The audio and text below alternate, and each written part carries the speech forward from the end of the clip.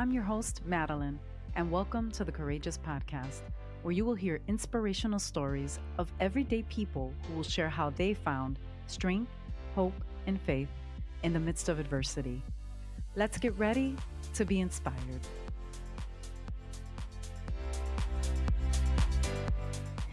Today I have Andrea Rojas, a Colombian American who was born and raised in New York City and now resides in Florida.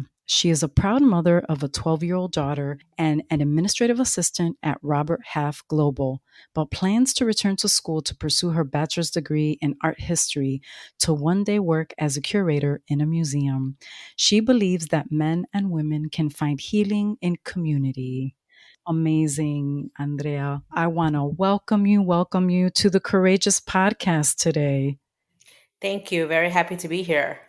Well, you and I have kind of known each other for quite some time, and we weren't able to record back in 2020. So thankfully, we've stayed in touch and we reconnected this year. And so I'm excited to have you on and share your story. Andrea, you had shared that you are a survivor of childhood sexual abuse. And because of what you went through as a young girl, it really impacted the years to come in your life. And so, before we get into that, tell me a little bit about your upbringing. Yes, so my parents came to New York in the early 70s. They met in Queens, New York City. I was impacted by the sexual abuse at an early age. That shame began to shape how I saw myself. Later on in my early 20s, I turned to sex addiction to cope with the pain and get away from my feelings. I felt shame from being abused, so I focused on being a very good student and saw that as my worth. And it's interesting because a lot of young women that I've talked to that have faced some type of sexual or physical abuse say that, they wanted to be a good son or daughter, that they wanted to be a good student, that they always wanted to look good and be praised by those around them. And so down the road, you said that you met someone that had experienced maybe some similar hardships. You fell in love and you thought that this person was going to fill the voids that were missing in your life. Tell me a little bit about that.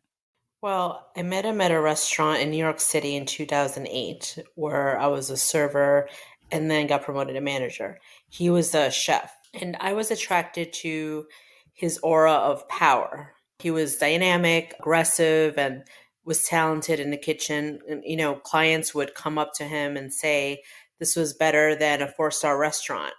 And I was impressed. I'm attracted to powerful men. After dating, we married in 2009 and I got pregnant in 2010. I was married to this abusive man for about 7 years, really the whole marriage. He was an alcoholic and he would come home drunk, and then I would need to take care of him. I mean, he would pass out on the floor, pee on himself. It was draining. And it's a shame because you said you did that for the entire time that you were married. And Yes. so, being someone that was abused, did you feel your life was in danger?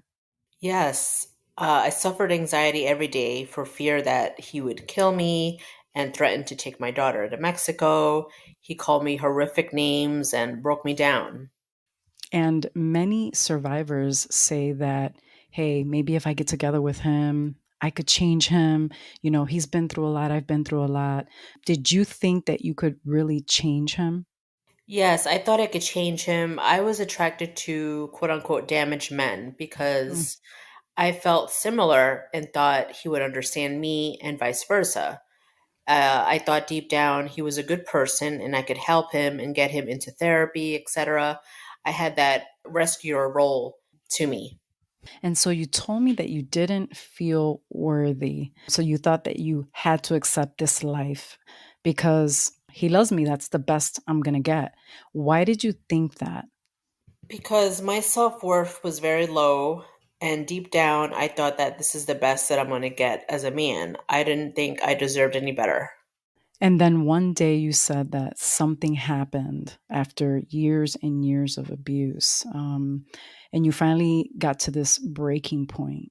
Tell me about that. Yes, well, I remember one night he beat me up pretty bad. He saw that I had taken some money out of our joint bank account and inquired about it. I made up a story, and he didn't believe me. So he slapped me so hard across the face. And then he went on for hours, just hitting, kicking, punching me all over my body. I was exhausted. I was scared and was trying to put him to sleep until he passed out. He finally went to bed. He had taken my phone, so I had to look for it. I finally found it. It was under the bed. I took pictures of all my bruises, sent it to my Gmail, and put the phone back under the bed. The next morning, he woke up and he talked about getting divorced. He was pretty calm and said he was going across the street with our daughter to a local cafe and would wait for me there. When I went to the cafe, they were nowhere to be found. I didn't have a phone. I was outside in the street, and there happened to be a bunch of NYPD officers there on another incident, and I just yelled, "Please help me. My husband took my daughter and he hit me last night." They called him and he came back within 5 minutes. Alexandra was okay. Then the officers questioned me and questioned him. They finally put him in handcuffs and arrested him. And then I'll never forget that look he gave me straight in the eyes, like, "You finally did it, B." What were you feeling in that moment? Thinking, "Oh my god, he took my daughter. Where are they?" How were you feeling in that moment? I'm feeling terrified. I mean, this is like my nightmare come true. This man is capable of anything, capable of murder, Hmm. kidnapping. I mean, the whole nine. And I didn't know what to think. I was pretty scared. And so Um, then what did you do right after that incident? Because I mean, you could have tried to leave at any moment, but that day, there was something different in you. What did you do right after that? right after he was arrested, I immediately went back home. I packed some essentials. My sister bought me airline tickets, and I flew to Fort Lauderdale Airport. I just want to add, I finally felt relieved as soon as I got on that plane. Oh, I'm finally out of New York, out of this man's way, and I'm finally free and safe. Hmm. So it was like getting out Wow. of prison. Oh my God. Yeah, Yeah. that's what I was thinking when you were talking, like freedom, freedom, freedom. I mean, that's the only thing I could think of. And still, there's got to be a part of you that is still worried, right? Thinking like, is he going to find me? Yes. Is he going to look for me? Are we safe? And so I can't even imagine, what that felt like. And so, one of the reasons women don't leave is because they need that financial support from their partner. Did you have any decent amount of money, or were you just literally broke when you left? I actually had nothing. I had saved up only about $50 or so in my Mm. purse, but I had gone to Safe Horizon and they were going to help me with the shelter and get legal aid for divorce and full custody. I can't even imagine the trauma to your daughter because kids have a way of remembering certain things. Does your daughter remember that time in her life and what happened? Yeah, she does. My daughter, Alexandra, does actually remember that day and has nightmares till this day. She doesn't call her father dad, she calls him Willie. She says, "Mommy, remember when Willie got arrested and we were put in the back of the police car and then we got on a plane to Florida?" Then she bursts into crying and gets very emotional. I mean, so obviously there's still a trauma there. And you had mentioned that you did take her to seek counseling. Do you think that that has helped her over time? Yeah, it has helped her a lot because she's able to express her emotions and put a name to what she's feeling and try to make sense of it. Mhm. Where before, she was, very confused and just afraid to talk about it. Mhm. But now I feel like she always comes to me, when she's upset or just for anything to talk. Mhm. So it's only helped her. I'm so glad. Yeah. I mean, it's so helpful to get that type of assistance to kind of help them to cope and hopefully one day not have that sense of fear anymore. And so, as I'm thinking about everything that you went through, what was your motivation to push through all of this adversity, Andrea? God and my daughter, Alexandra. And then looking back, is there anything that you would have done differently on this journey? yeah, not have gotten involved with someone from work and leaving my abusive marriage a few years sooner. I saw a lot of red flags too. Mhm. I could have left then. I Right. could have said, no, I don't want to get involved with this. This is too many red flags. But again, I thought, all right, similar past, Right. thought I could change him. And I'm sure there's a part of you that thinks like, "Oh, he's gonna change," right? Because there's that hope that Yes, we have I inside, hope. right? Right. He's gonna change. He's not that bad. He has his good days and his bad days. But, like you said, he also was damaged and broken. And, when you're going through something like that, it's very difficult to be in a healthy relationship. You need to seek help. I know you've shared your story before, but why did you think it was important to share your story today on Courageous? If I could help or save one life, I have done my share to help. I mean, I know someone out there right now is in pain. As a child, getting molested or raped, or as an adult in a violent marriage and needing hope to get out, it's really important to get the right resources. What advice would you share with someone who's potentially gone through something like this or is literally in the middle of this situation and doesn't know what to do? What would you say to them right now to encourage them? For child abuse, tell anyone and get help.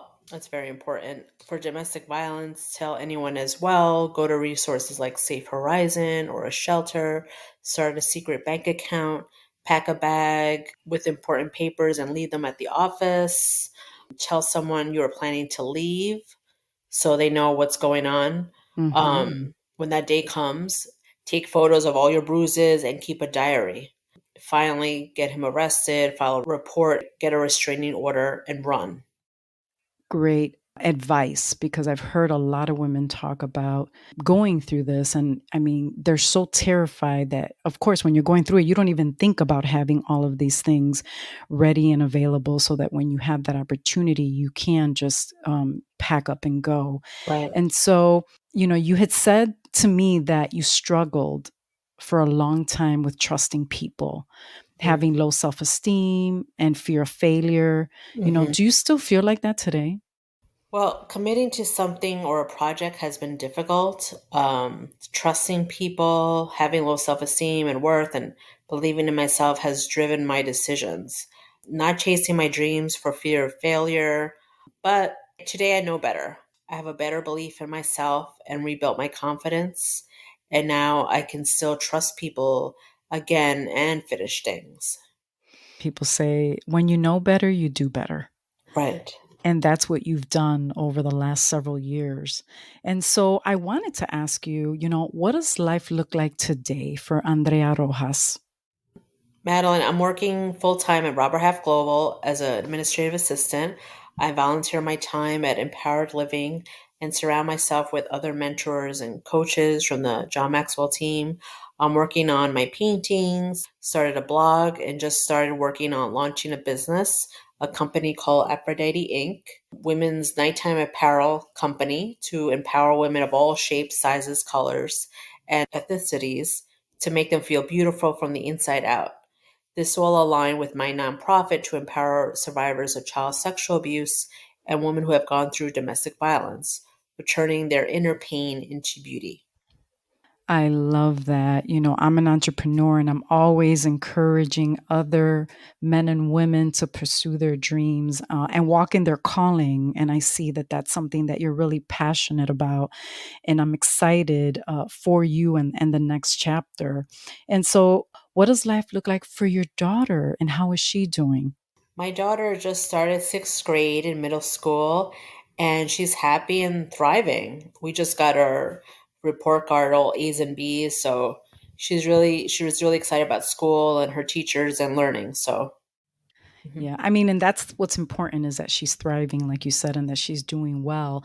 And so I know that you are a part of a couple different groups that helped you during this time of pain for you, and that you are associated with some really great groups. Did you want to share some of those? Well, you can find me on Facebook as Andrea Joanna Rojas. I'm also on Instagram, Aphrodite underscore Inc. I'm also part of several different groups. One is Rachel Grant's Healing from Sexual Abuse. That's an excellent group for people who have gone through child sexual abuse, rape, assault. Yeah, and every day they have daily posts on something you're struggling with. If you want to share something, share your story. Another great group is Solo Dating Challenge group with Holly Hartman. She's based out of Louisville, Kentucky, but she's also gone through domestic violence with her ex. She's also divorced, but she's also a minister, a life coach. And then another one is Courage 365 group with Ashley Easter. She's based out of Raleigh, North Carolina. I actually met her at the Courage Conference in Orlando. And it's also another sexual abuse, child abuse, incest.